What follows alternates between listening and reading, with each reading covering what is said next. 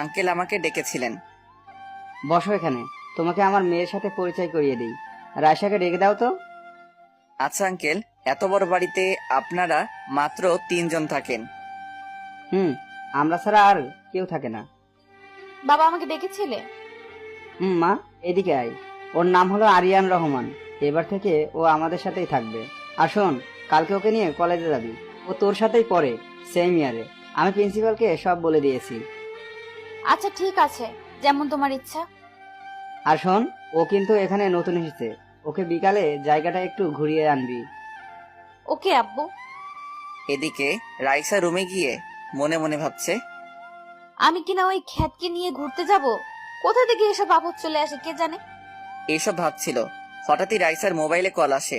হাতে নিয়ে দেখে ওর বান্ধবী সুমাইয়া। কিরে, তোর ফোন রিসিভ করতে এত সময় লাগলো কেন? আর বলিস না, কোথা থেকে একটা খ্যাত পোলা আসলো আর আমার 12টা বাজাতে লাগলো। কি বলিস? কিছুই বুঝি নাই। তারপর রাইসা সুমাইয়াকে সবকিছু খুলে বলল।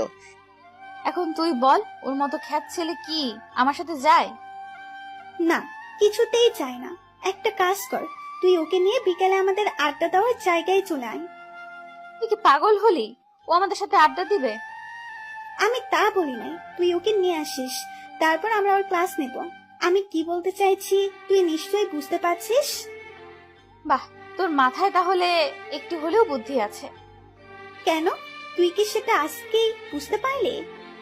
এতদিন জানতাম তোর মাথা গোবরে ভর্তি। এইভাবে ওরা দুই বান্ধবী মিলে কথা বলতে লাগলো। আমি রুমে বসে বসে ভাবছি, এখানে কোনো রকম দুষ্টুমি করা যাবে না। ওনারা যা বলবেন তাই শুনতে হবে। কিছুক্ষণ পরে দুপুর হয়ে গেল। তারপর গোসল করে ফ্রেশ হয়ে বিছানায় খালি গায়ে বসে আছি। হঠাৎই কোথা থেকে রাইসা রুমের ভিতর ঢুকে পড়লো। ঢুকে আমার দিকে হা করে তাকিয়ে আছে। আমি খালি গায়ে ছিলাম। গ্রামে থাকতে প্রতিদিন জিম করতাম, তাই আমার শরীর একদম ফিট ছিল। আমি রাইসার সামনে গিয়ে ওনাকে ডাকতে লাগলাম। কি হলো, এভাবে তাকিয়ে আছেন কেন? কই তাকিয়ে আছি, তাড়াতাড়ি নিচে আয়, তোকে ডাকছে। এই বলে চলে গেল। তারপর আমি একটা গেঞ্জি পরে নিচে আসলাম। খাওয়া দাওয়া করার জন্য ডাকছিল। তারপর খাওয়ার টেবিলে গিয়ে বসলাম। আঙ্কেল আন্টি অনেক ভালো, কিন্তু রাইসা মনে হয় আমাকে সহ্য করতে পারছে না। যত কষ্টই হোক, এখানে থেকে নিজের পড়ালেখাটা শেষ করতে হবে। তারপর খাওয়া দাওয়া শেষে রুমে এসে রেস্ট নিতে লাগলাম। কখন যে ঘুমিয়ে গেলাম বুঝতেই পারিনি। বিকেলবেলা কারো ডাকে ঘুম ভাঙলো। দেখলাম রাইসা আমার দিকে রাগী দৃষ্টিতে তাকিয়ে আছে। ওই, তোকে সেই কখন থেকে ডাকছি আর তুই পড়ে পড়ে ঘুমাচ্ছিস? কেন, ঘুমালে কি দোষ হয় নাকি? আব্বু তখন কি বলেছিল? তোকে নিয়ে ঘুরতে আসতে বলে নাই। আমি তো মনে করছি আপনি যাবেন না। চুপ, এখন বেশি কথা না বলে তাড়াতাড়ি রেডি হয়ে নে, ঘুরতে বের হবো। যেমন আপনার ইচ্ছে। তারপর রাইসা চলে গেল।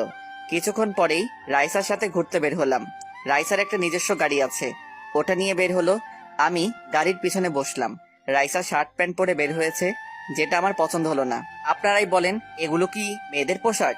একটা পার্কের সামনে এসে গাড়ি দাঁড় করালেন। তারপর গাড়ি থেকে নেমে আমাকে ওনার পিছনে আসতে বললেন। কিছু দূর যেতেই দেখি একদল মেয়ে একটা বড় গাছের নিচে বসে আড্ডা দিচ্ছে। রাইসাও দেখছে ওদের দিকে যাচ্ছে। আমার ভয় লাগছে, এতগুলো মেয়ের সামনে নিজেকে অসহায় লাগছে। কিরে, তোর আসতে এত সময় লাগলো? আমরা সেই কখন থেকে তোর জন্য দাঁড়িয়ে আছি। আমাকে বলছিস কেন? ওই খ্যাতকে জিজ্ঞেস কর, ওর জন্য তো লেট হলো। ওরে এ কথা শুনে সবাই আমার দিকে তাকালো। এতক্ষণ আমার দিকে কেউ তাকায়নি, সবাই রাইসাকে নিয়ে ব্যস্ত ছিল। ওই চকলেট বয়। এই, তুই কাকে চকলেট বয় বলছিস? তুই চুপ কর। তোর আবার কি হলো? সুমাইয়া রাইসার হাত ধরে একটু দূরে নিয়ে গেল। কি রে, এভাবে টেনে আনলি কেন? আমার তো প্রথম দেখাতেই হয়ে গেছে। কি হয়ে গেছে? প্যার হো গায়া হে, এই চকলেট বয়ের প্রেমে পড়ে গেছি। তোর মাথাটা সত্যিই গেছে, শেষে কিনা একটা খ্যাতের প্রেমে পড়লি। আমি তো ওর মধ্যে খ্যাতের কিছুই দেখতে পাচ্ছি না। ইস, ওর বডি দেখছিস? আমার তো এক্ষুনি ইচ্ছে করছে। এত কিছু ভেবে ফেললি? হায় আল্লাহ। যে করেই হোক ওর সাথে আমার লাইন করিয়ে দে না।